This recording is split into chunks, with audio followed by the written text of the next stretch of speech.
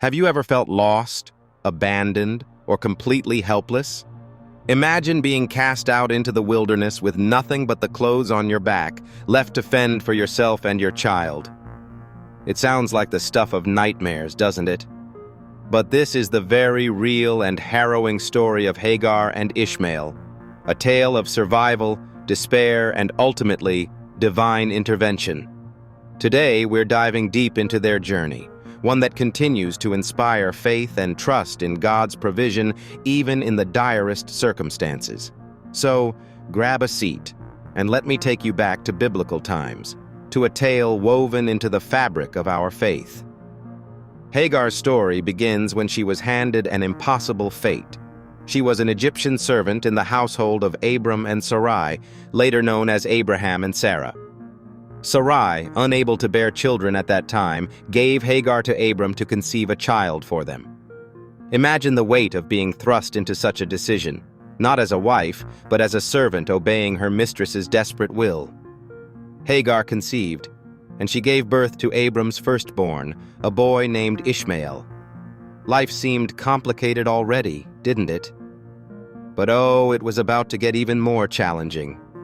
As the years went on, Sarai, now Sarah, bore a son herself, Isaac, an answer to God's promise to Abraham. But this joyous event also sowed discord. Tensions flared, jealousy brewed, and things reached a breaking point in their household.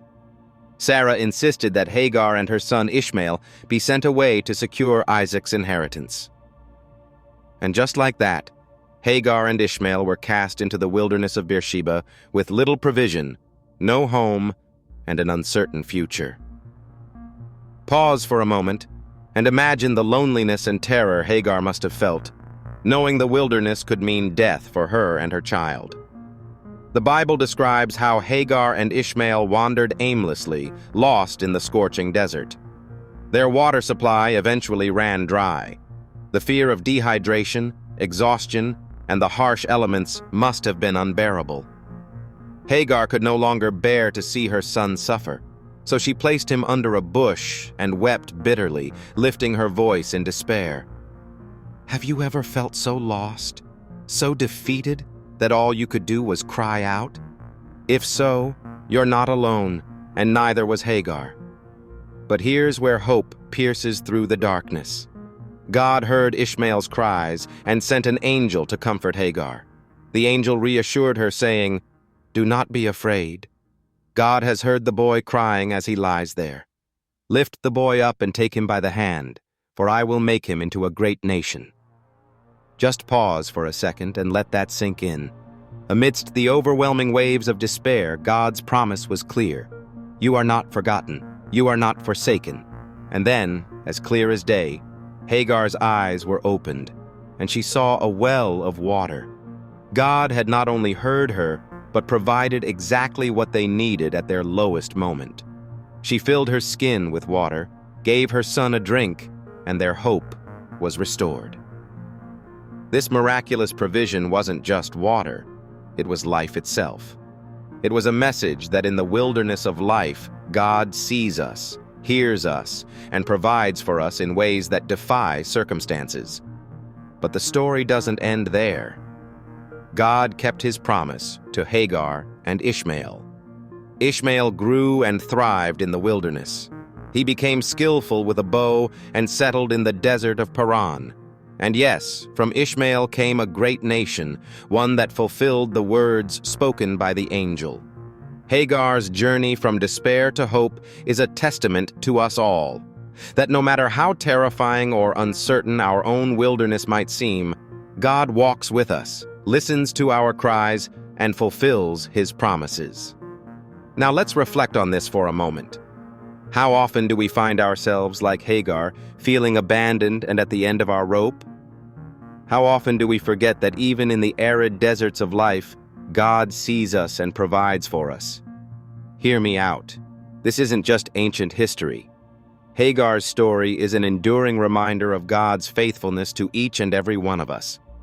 When the waters run dry and the path ahead seems impossible, we are invited to lift our voices, to cry out, and to trust that God hears us. This is more than a historical account. It's a call to faith. Maybe you're wandering in your own wilderness right now, facing impossibilities and questioning whether anyone sees the tears you shed. Remember, Hagar had no idea that the well was so close until her eyes were opened by divine guidance. That same God sees you, hears your cries, and stands ready to lead you toward the wellspring of His provision. And what about those promises? You might feel like they're distant, or maybe you're still waiting for them to come to fruition.